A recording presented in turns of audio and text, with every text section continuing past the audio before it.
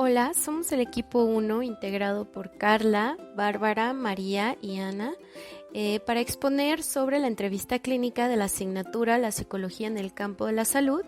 Somos parte de la Facultad de Estudios Superiores Iztacala, el Psicología a Distancia, en la Universidad Nacional Autónoma de México. Bueno, en la actualidad, psicólogos y profesionistas en el campo de la salud se apoyan de diferentes herramientas para desarrollarse, para desempeñarse y lograr sus objetivos. La entrevista clínica es una de ellas y es esencial para comunicarnos, educarnos, diagnosticar y controlar la evolución de nuestros pacientes. Nos permite establecer una relación entre dos o más personas donde se da intercambio observable del comportamiento. Esto también nos permite obtener información, la cual analizamos y evaluamos para poder determinar un mejor diagnóstico y una mejor terapia, ¿no? En la relación entre un profesional y su paciente se consideran dos aspectos, el aspecto técnico y el aspecto personal. El primero pues abarca todos los conocimientos científicos del profesional que se ponen a disposición del paciente para su tratamiento, para su análisis, para su mejora. Y el aspecto personal pues implica diferentes factores como las emociones, tipo de personalidad, el entorno donde se lleva a cabo la entrevista y entre otros que más adelante revisaremos. Avancemos con los factores determinantes en la entrevista clínica. Existen ciertos factores que determinarán el desarrollo y éxito de la comunicación entre el profesional y el paciente. Vamos a conocerlos. Entre estos factores tenemos las variables de contexto, que son aquellas características físicas y aquellas impartidas por parte de la organización sanitaria. Estas pueden ser, por ejemplo, los largos tiempos de espera, las condiciones físicas como si hay ruido o si se brinda la privacidad suficiente para que el paciente se sienta cómodo, el clima laboral que impacta directamente en el personal profesional, la comunicación interdisciplinar, esto es, cómo se comunican los datos y resultados del paciente entre los departamentos tratantes o que intervienen de alguna forma con el paciente. Veamos un ejemplo. Si un paciente que con cierta dificultad se ha decidido a acudir a una consulta psicológica, pasa demasiado tiempo en espera, puede ser una experiencia negativa que derive de desistir de la idea inicial. Otro ejemplo, supongamos que un paciente va al psicólogo y que éste lo ha canalizado con el psiquiatra. Cuando el paciente ve al psiquiatra, éste le pregunta todo lo que ya le había preguntado el psicólogo, lo que le hace vivir una experiencia negativa, pues no siente que se le esté escuchando ni tomando en cuenta. En este caso es importante que los médicos profesionales de la salud tratantes tengan comunicación respecto al paciente en común para poder brindarle una atención adecuada e integral. Otras variables son los factores cognitivos y emocionales del paciente, que afectan directamente en la relación con el profesional sanitario, como modelo de creencias sobre la salud y enfermedad, problemas con la información y comprensión, estados emocionales, ansiedad y depresión, estilos de personalidad. La forma en la que el paciente reacciona o actúa ante situaciones difíciles va a afectar en el modo en el que vive la enfermedad e influirá en las actitudes y comportamientos que tome ante esta. Esto inevitablemente impacta en la relación con el profesional sanitario. Por ejemplo, si un paciente está profundamente deprimido porque le han diagnosticado cáncer, esta depresión va a hacerse presente en la terapia e impactará la forma en la que el profesional aborda el caso. No se debe perder de vista que el profesional de la salud también es un ser humano en interacción con el ambiente.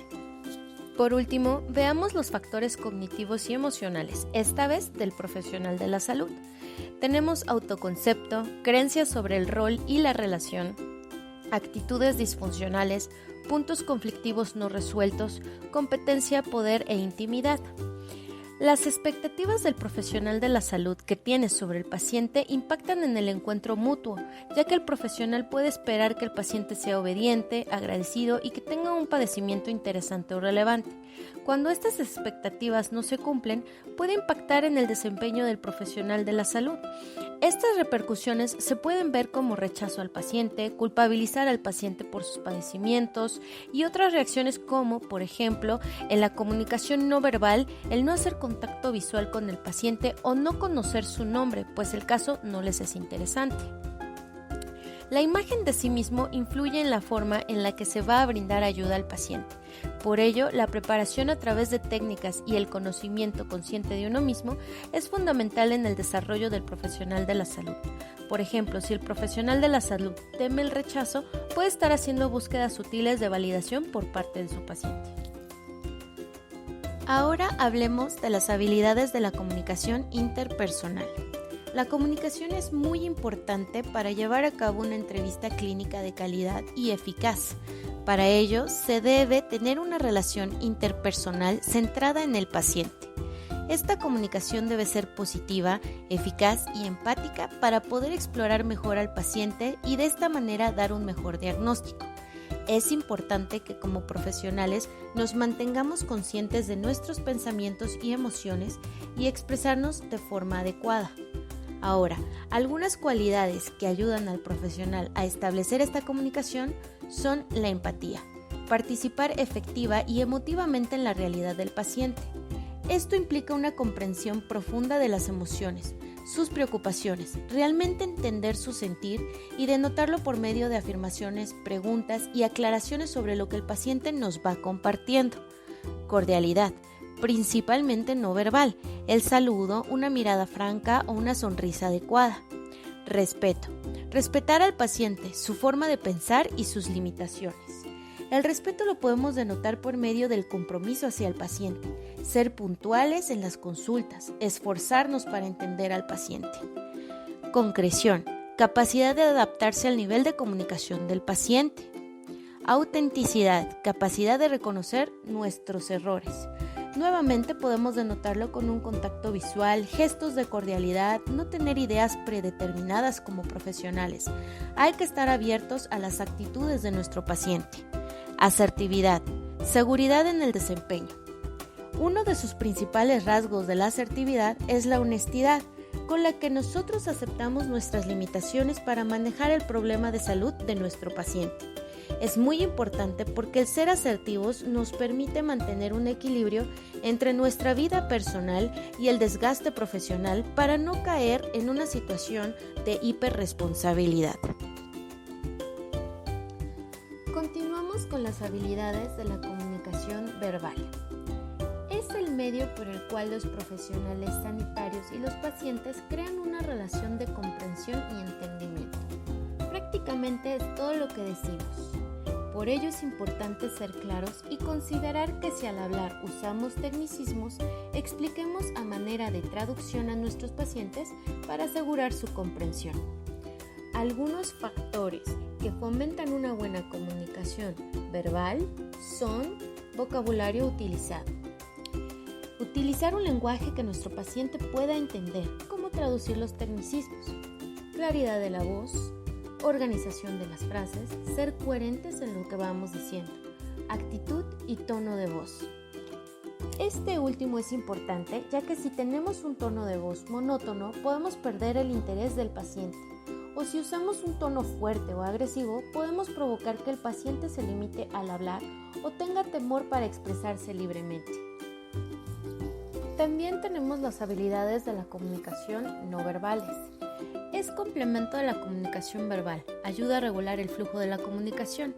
Esta comunicación permite corroborar o contradecir lo que se expresa con la comunicación verbal. Por ejemplo, asentir con la cabeza para confirmar un mensaje, mover las manos al explicar un tema. Podríamos puntualizar esta comunicación de la siguiente manera. Movimientos corporales como gestos con las manos, la postura, gestos faciales que pueden denotar preocupación, interés, atención, paralingüísticas, tono de voz y el volumen, proxemia, que son los contactos expresivos como sujetar el brazo del paciente o tocar su hombro para tranquilizarlo, el entorno, que es el ambiente y las condiciones del lugar del encuentro, la decoración o el inmobiliario, el tiempo, como ya se mencionó, la importancia de ser puntuales, y también la duración adecuada de la consulta. Ahora platiquemos sobre la entrevista clínica integradora. Es el marco de integración en el que los profesionales reflexionan, elaboran hipótesis y toman decisiones médicas, Se comunican con los pacientes y les explican su impresión diagnóstica y el tratamiento que deben seguir. Tenemos el modelo de la entrevista semiestructurada. Es un formato medio entre la entrevista libre y la entrevista cerrada. En ella se distinguen dos fases. La parte exploratoria, en la que se intenta comprender cuál es el problema del paciente, y la parte resolutiva, donde se le da solución. Examinaremos a continuación las técnicas comunicativas propuestas en cada fase. La fase exploratoria implica un saludo cordial, delimitar el motivo de la consulta, obtener los datos sobre la naturaleza del problema, explorar las creencias y expectativas del paciente, explorar los sentimientos que le produce, incorporar a la exploración del contexto sociofamiliar y laboral. En esta parte es importante aclarar los motivos de la consulta mediante alguna pregunta abierta del tipo ¿qué le trae por aquí? Y establecer prioridades cuando los pacientes consultan por muchos motivos. La fase resolutiva se compone de dos etapas. La etapa informativa, donde se busca responder a las expectativas del problema de salud y mejorar la comprensión del paciente respecto a su enfermedad, así como mejorar la adherencia al tratamiento y facilitar las etapas de cambio. La segunda etapa es la negociadora.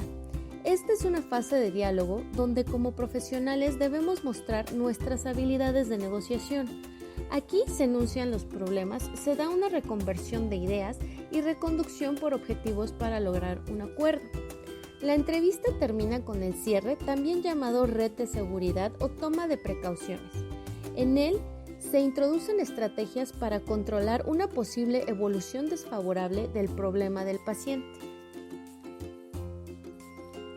Es importante también hacer mención de aquello que debemos evitar en nuestras entrevistas clínicas, aquellos errores habituales del proceso.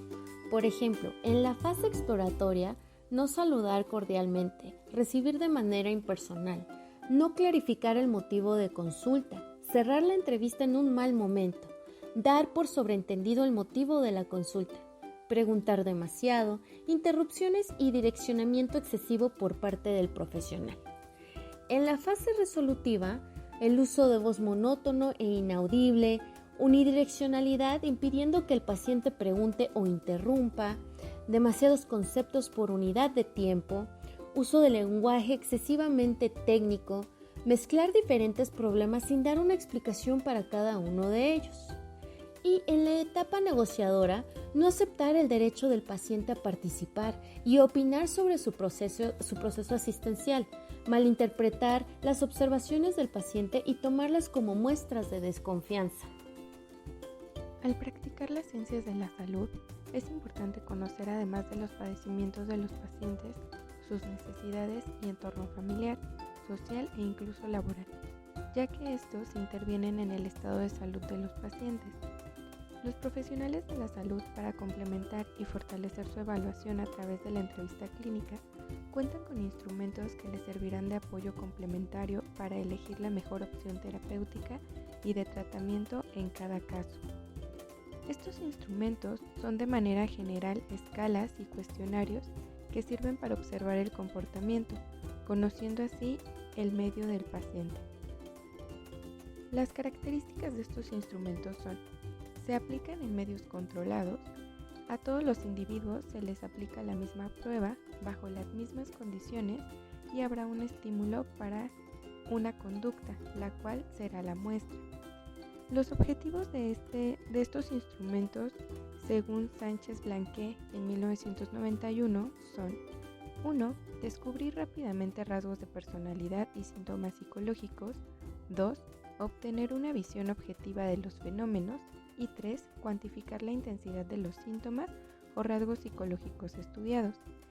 Estos instrumentos también tienen propiedades, que son la fiabilidad, la validez, la sensibilidad, la economía y la utilidad.